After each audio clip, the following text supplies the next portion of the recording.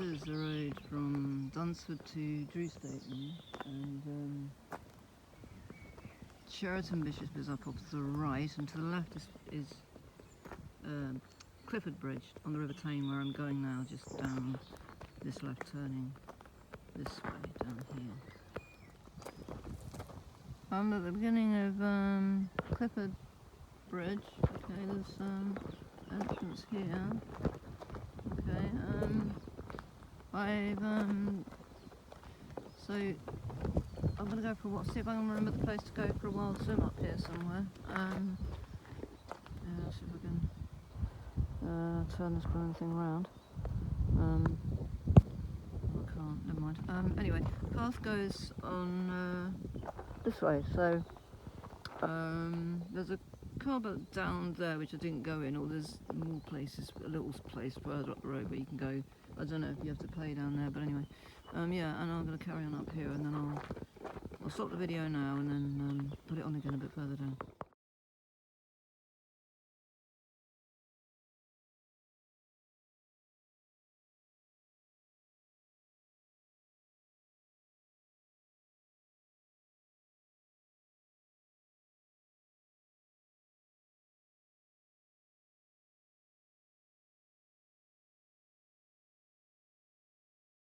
This little waterfall, because of that, forms a pool down the bottom there, and someone's put a little board in there, I think for kids to dive off into a little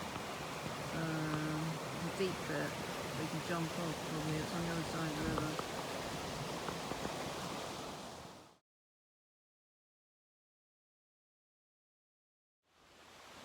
And I'm just going to show you now why some of this is. By the way, this is the first time I've ever done a walk like this without a dog, or my dog, or one of my dogs, and it's difficult, you know, it's difficult. I'm on my own as well, you know, and you're opening yourself up to without my dog, you know, and I'm going to have to start borrowing a dog to do these walks again, because I like these walks, and without a dog it's just bloody weird.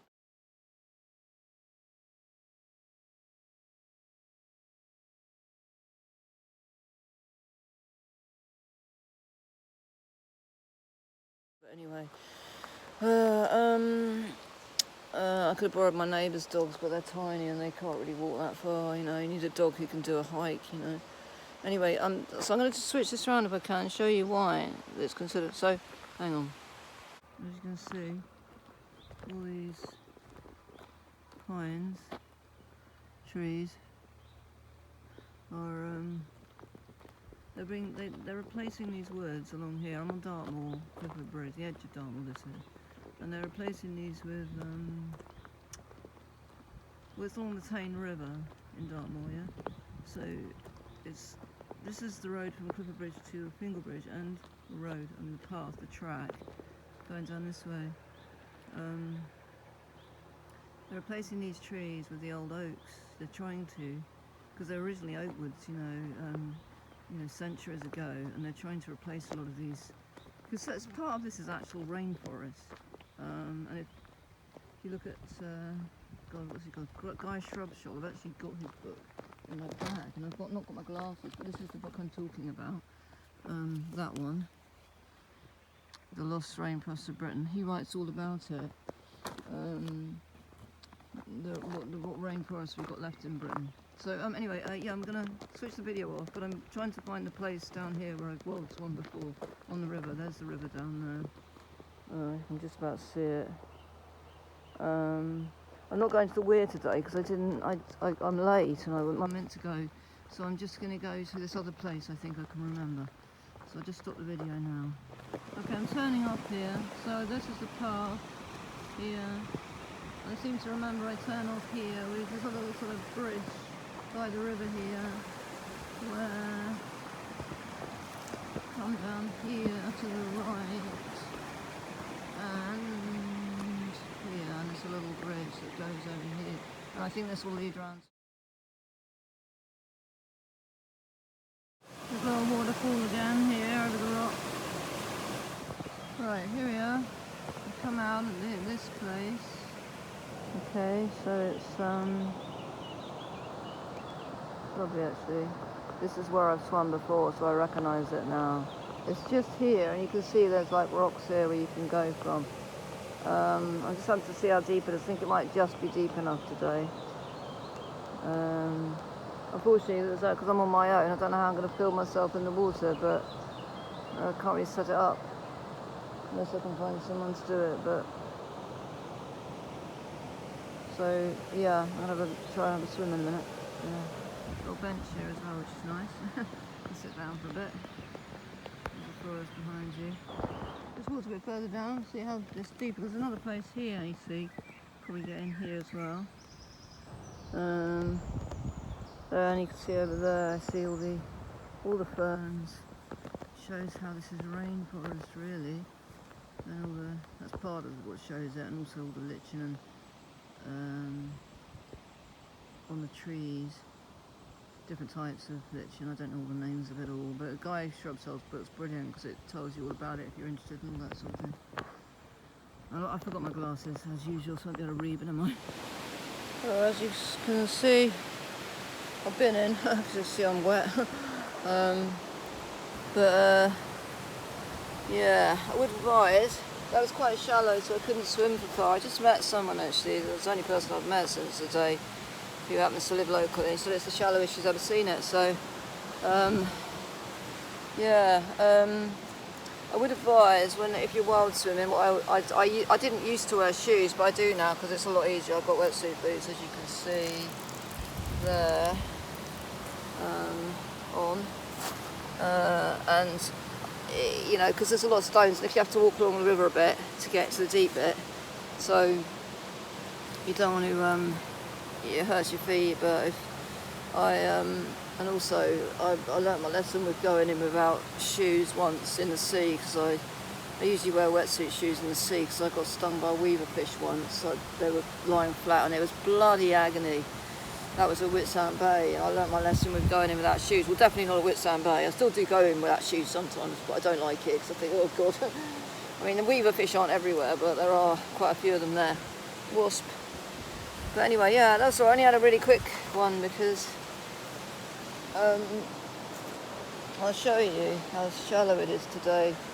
God, I'm going to get back in to do this, but without dropping my phone. I don't want to drop my phone in the plumbing because I'm like I will do. But yeah, I had to walk.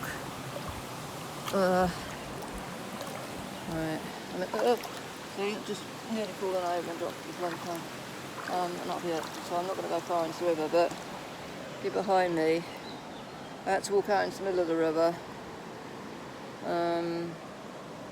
There, you can see it, to swim, because just fallen over again. Well, I'm not going to risk this because I'm going to drop my phone.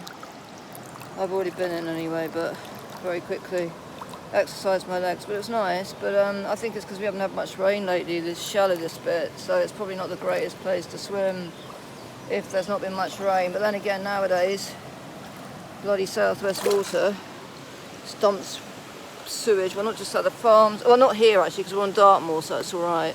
Don't have to worry. But in the sea, you don't want to go in there anymore when it's been raining a lot because there's too much sewage. Right, I'll leave it there. Just turn around that. Can't turn it on. But that was nice anyway. And not further up that way is, you can see up that, down that way. You keep walking down that way, eventually you get to Pingle Bridge, and that's where I would normally swim down that way because there's places where I know that it's guaranteed to be more deeper, especially the weir where it's a definite weir, but that's a long walk and it's steep, and I left it too late to go up there today, but I'll do a video there another day. But there's places all along the river. Well, I really wish I'd taken more photos, you know, done these sort of videos when I had my dog, because with dogs in the past, you know, because I spent so many years going wild swimming in various places, you know, on Dartmoor and other places, and with my dogs, and sometimes swimming with me. I mean, one of my dogs, well, actually, Socks used to swim miles with me out to sea. Well, not miles out to sea, but you know, a long way out to sea. For a dog, she would follow me all the way. She didn't even like the water. But if I threw a ball in, she wouldn't go in. But if I went in, she would like follow me all the way out, you know. And when I lived in Plymouth, she used to follow me a long way out, you know, and then for a dog, you know. And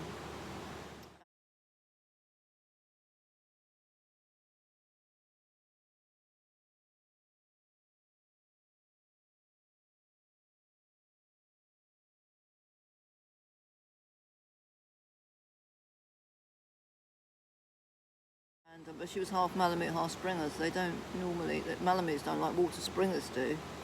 But if you threw a ball in, she was like, no, I'm not going to go and get that. I can't be bothered. But she liked swimming to it. When she was younger, she liked swimming with me, and my other dog before that, he loved swimming as well. And I like it because it helps my head, but it also helps my physical pain from the accident. Because I actually had that accident when I was wild swimming. Well, I was swimming in the sea and I fell off.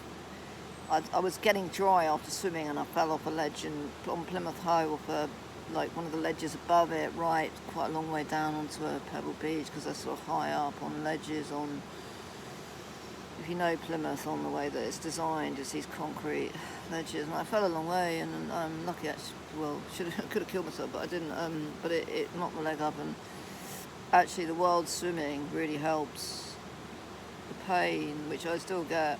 I still got a lot of pain, but I was already wild swimming anyway for years, because I knew that it helped my mind, and that was long before they came out with all the science of, oh yeah, science blah, science blah, science blah blah. You don't need science to know that being in nature and swimming is good for you, especially swimming in water which isn't a horrible clinical swimming pool, you know, as long as it's clean and it's not and I used to swim in the River Otter as well, which I don't now. The River Otter is there's beavers on the River Otter, which is lovely, and I've seen beavers there, and I've actually got some footage of some beavers, but only in the distance. But I used to swim in there, but then it's so polluted. It's so polluted, honestly. You wouldn't want. I mean, my dog nearly died after swimming in there. I used to swim in there fine, and then got really, really ill because it's just got more and more.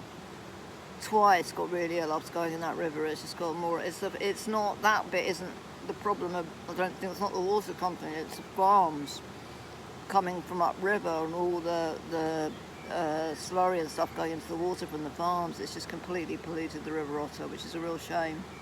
All our rivers are polluted now. Dartmoor's one of the few places that there's still clean water. Because it's high up and it's protected from all this farm waste and but for how long, I don't know.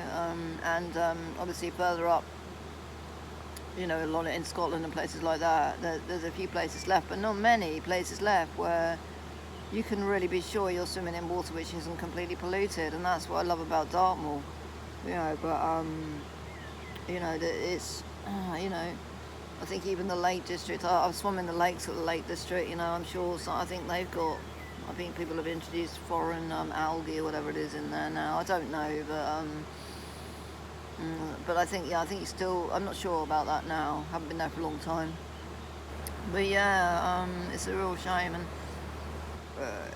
when they go on about environmentalism and all this sort of stuff, obviously I'm pro real environmentalism, not fake environmentalism and fake climate change nonsense, carbon zero, nonsense, because the climate's always changed, it will always change, but carbon zero nonsense, which is just to control the population.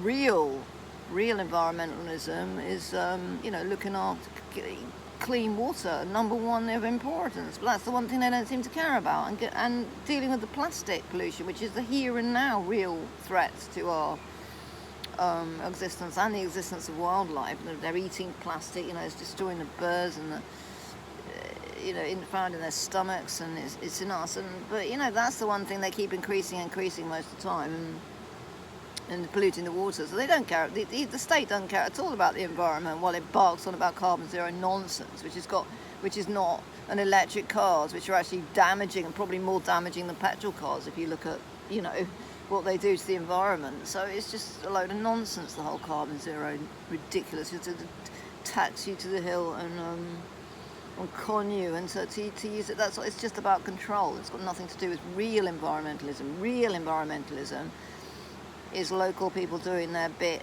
about real issues, which is, clean water, getting rid of too much plastic, stuff like that, looking after the plants, looking after the wildlife, but not, but in a sensible way, not electric cars. You know, that's about the only thing they're really pushing, because of course they want you in electric cars, because that way they can eventually they'll be remotely controlling your car and you won't be owning it. That's the real reason they want you in electric cars. It's got nothing to do with the environment whatsoever. Anyway, I'm barking on now about other stuff. I've just come off the path a bit because I think I found the bit where, I think this was where they were clearing some of the forest before.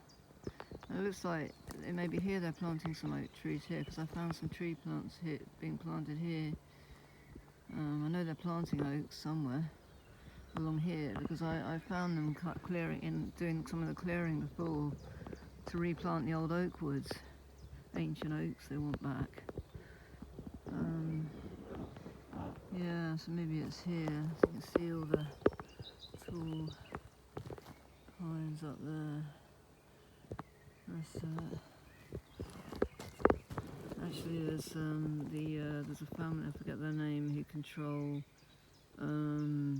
what's it called? Dartington Estate, and they owned a lot of this area at one point, and they in the 1940s or the 30s or 40s they pulled down a lot of trees.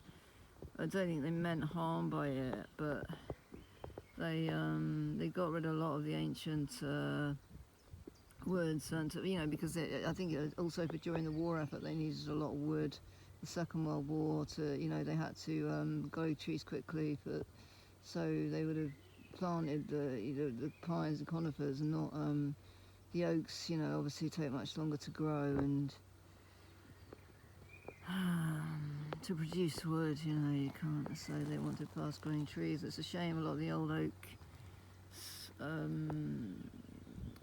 around the where we just went, but they are trying to restore some of it. We've got a great little shelter here, so if you want to stay the night, here. Look, it's a nice little one, this, because it's you could shelter in here for the night if you had got a sleeping bag with me. It's quite nice, really spooky, but look, I'm just going to go in.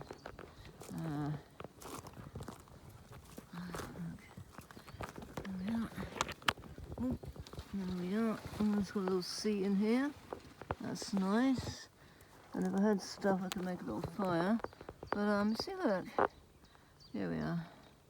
And it's quite well made, this one. It's quite a lot of protection. Enough, as long as it's not really. That's an old tree trunk that's stretching out there. But, yeah, it's a good little shelter here anyway, if you wanted to bed down for the night. Please join me in here. Yeah, great. Okay, thank you.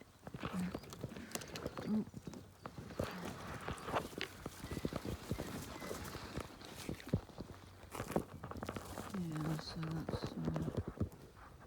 it's made out of an old tree trunk which is stretching around the other way. Actually.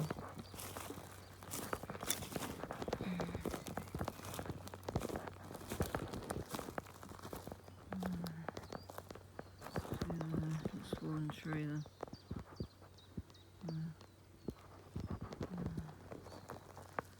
Nice cosy little place, a little seat in it.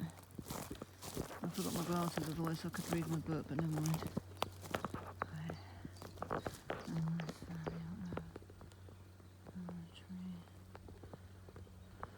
Very peaceful.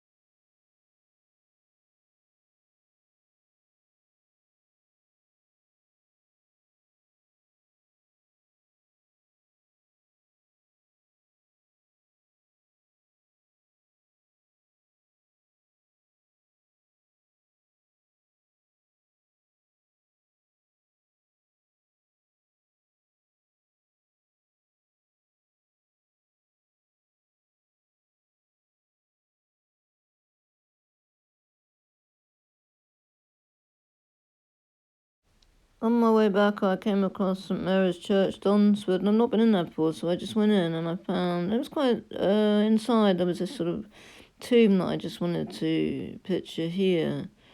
I think it's the Fulford family. They were quite an important family in the area, or I don't know, aristocracy or nobility or whatever. And I just thought I'd take a picture of their tomb here.